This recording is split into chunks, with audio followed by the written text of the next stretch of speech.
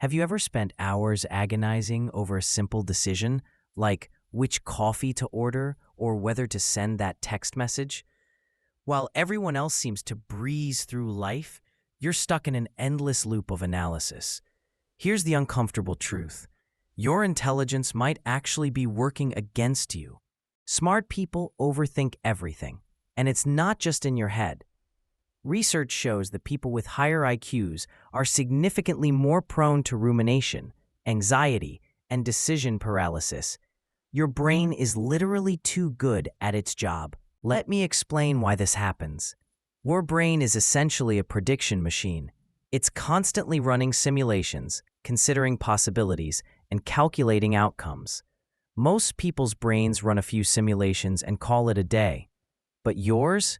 It's running hundreds. Think of it like having a supercomputer when everyone else has a calculator. Sure, you can solve more complex problems, but you also can't turn it off. Every decision becomes a mathematical equation with infinite variables. Here's where it gets interesting. Intelligence doesn't just mean you think more. It means you think differently. You see patterns others miss. You anticipate problems that haven't happened yet. You consider perspectives that most people never even notice. But here's the curse. Once you see all these possibilities, you can't unsee them. That simple decision about coffee, your brain is now calculating caffeine impact, social implications, financial responsibility, and whether the barista will judge your order. Psychologists call this analysis paralysis, and it's rooted in something called the paradox of choice. When you're smart enough to see all the options and their consequences, you become paralyzed by the fear of making the wrong choice. Oh wait, there's more to this story. Smart people don't just overthink decisions. They overthink conversations. You replay that interaction from 3 days ago, analyzing every word, every facial expression, every possible interpretation of what was said. And the worst part? You're not just analyzing what happened, you're running alternative scenarios. What if you'd said this instead? What if they meant that? What if you completely misread the entire situation?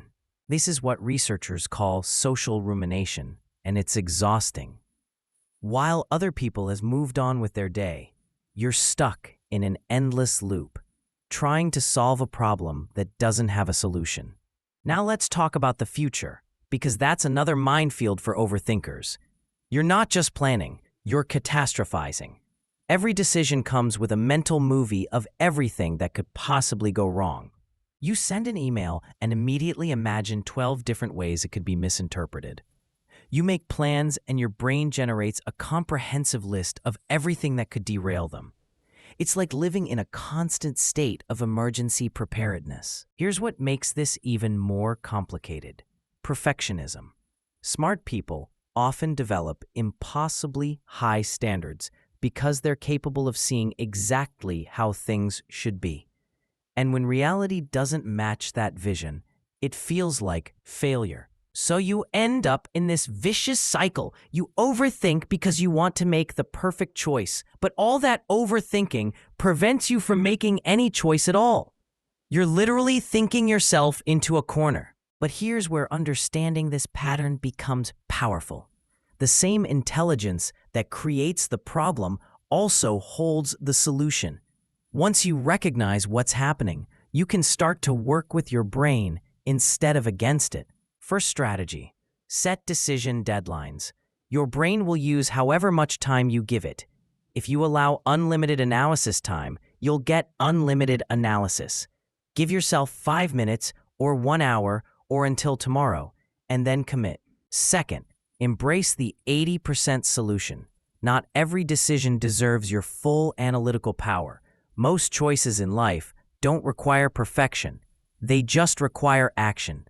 Good enough really is good enough most of the time. Third strategy, externalize your thoughts. Write them down, talk them out, or even voice record them. When your thoughts are bouncing around in your head, they feel infinite.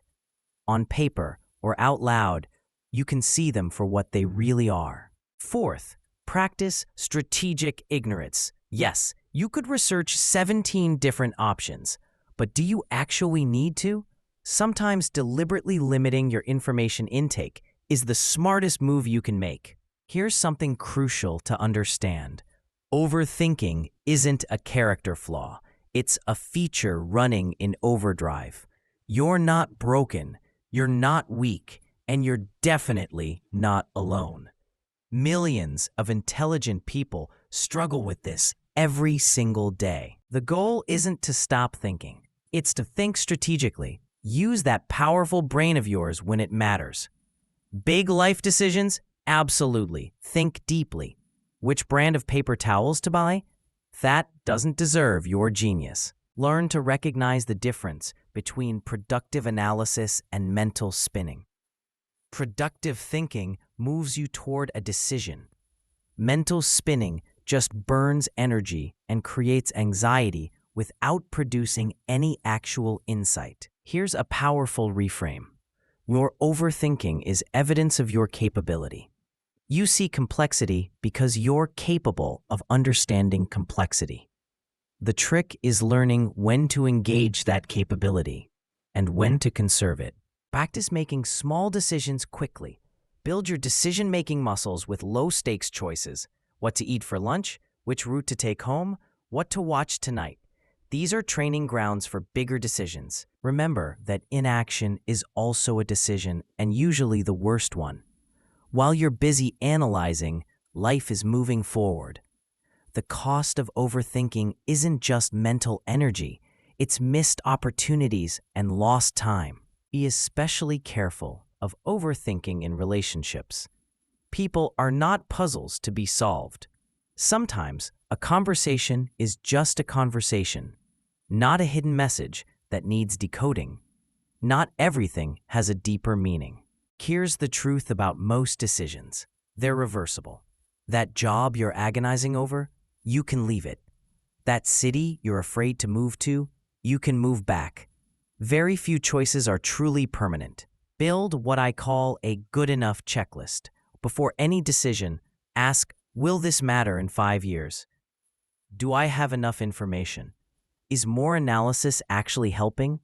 These 3 questions can break through most overthinking spirals. Understand that some anxiety is actually your brain doing its job. A little concern before a big decision is healthy. It's when that concern becomes a paralyzing loop that you need to step in and redirect. Practice self-compassion through this process. Your brain is trying to protect you by considering every angle. Thank it for the effort, and then gently tell it that you've got this. You're allowed to make choices without having perfect information. Here's something smart people often forget. Intuition isn't the opposite of intelligence. It's compressed intelligence. That gut feeling, it's your brain processing patterns faster than your conscious mind can articulate. Sometimes you should trust it. Create what I call decision rituals. When you catch yourself overthinking, use a physical action to break the pattern. Stand up, take 3 deep breaths, or go for a short walk. Physical movement interrupts mental loops. Reframe mistakes as data collection. Every imperfect decision teaches you something. You're not failing. You're gathering information about what works and what doesn't. This perspective transforms the fear of being wrong into curiosity about what you'll learn. Remember that overthinking often comes from a place of caring deeply. You wouldn't agonize over these decisions if they didn't matter to you. That's actually beautiful. The goal is to channel that care more effectively, not to stop caring. If you're still stuck, ask yourself this: what would I tell my best friend to do in this situation? We're often far more rational and compassionate with others than we are with ourselves. That outside perspective is already inside you. Understand that perfectionism and overthinking often mask a deeper fear, the fear of judgment, failure, or not being enough. When you notice yourself spiraling, ask what you're really afraid of. Usually, addressing that fear directly is more productive than endless analysis. Build a support system of people who understand this struggle. talk to others who overthink. You'll discover that what feels like a uniquely personal torment is actually a shared human experience. There's tremendous relief in that realization. Here's your new mantra. Done is better than perfect. Say it when you're stuck. Write it on a sticky note. Make it your phone wallpaper. This single principle can break years of overthinking patterns if you actually internalize it. Accept that your brain will probably always work this way to some degree. You're not trying to become someone who doesn't think deeply. You're learning to be someone who thinks deeply when it serves you and releases it when it doesn't. Your intelligence is a gift, even when it feels like a burden.